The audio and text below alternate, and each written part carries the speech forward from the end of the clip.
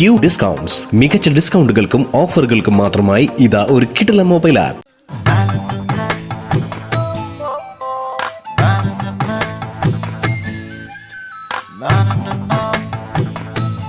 ഇന്ന് ഞാൻ പാടാൻ പോകുന്ന പാട്ട് നീമായിലെ എന്മഴവില്ലേ എന്നുള്ള പാട്ടാണ്. ആ പാട്ട് ഞാൻ നന്നായിട്ട് പ്രാക്ടീസ് ചെയ്തിട്ടുണ്ട്. ഇന്നത്തേക്ക് എല്ലാവരും കാണണം. ഞാൻ പാടാൻ പോവാണേ. ബൈ.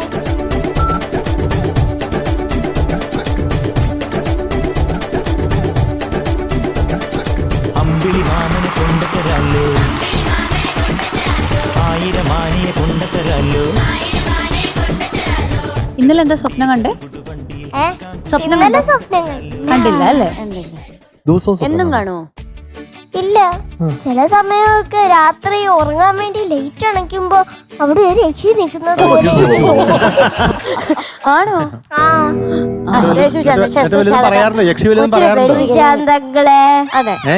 പറയാറുണ്ടോ? ഇല്ല, എനിക്ക് പേടിയായിട്ട് ഉറങ്ങുന്നത്. ആണോ? ബാഗിന്റെ ഉള്ളിൽ എന്താ? പപ്സോ? പപ്സും പിന്നെ ബിസ്ക്കറ്റും മേക്കപ്പ് സാധനങ്ങളും. ദിയക്കുട്ടി നന്നായിട്ട് പാടിയ പപ്സും ഇതൊക്കെ നമുക്ക് തരും. അതിനു മുന്നേ ശരിക്കും ഇതിന്റെ അകത്ത് പപ്സ് ഉണ്ടോ? ഒന്ന് കാണിച്ചു തരുമോ?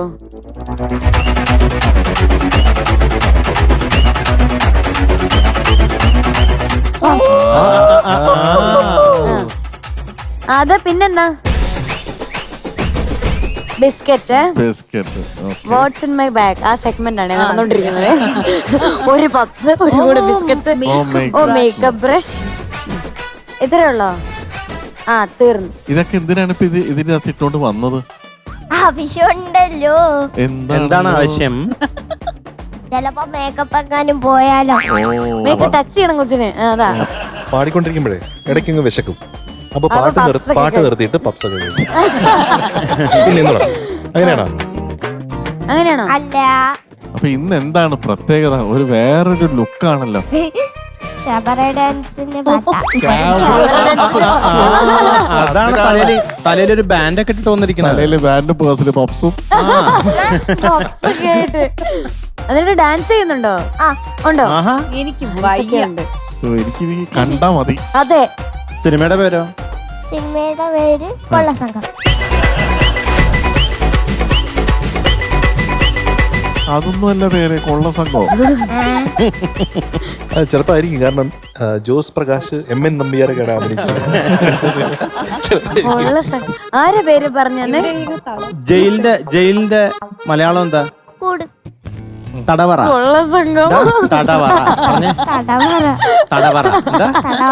യെസ്, ഇപ്പൊ എല്ലാം മനസ്സിലായില്ലേ? ഇനി ഞാൻ ചോദിക്കട്ടെ, ആരാ മ്യൂസിക്? കൊള്ള സംഘം.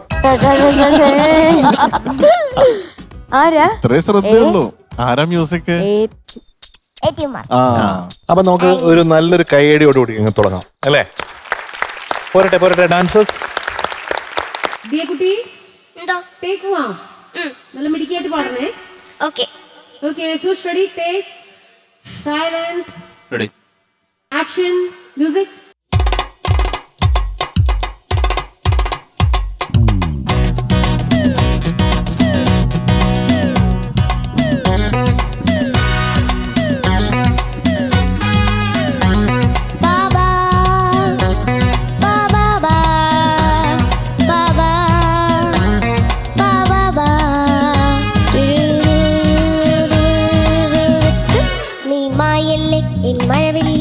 മധുവിധുനാളല്ലേ, നീ പ്രഭയല്ലേ, രതിഭാവുമായി പുളകം ചെരിയുന്നു.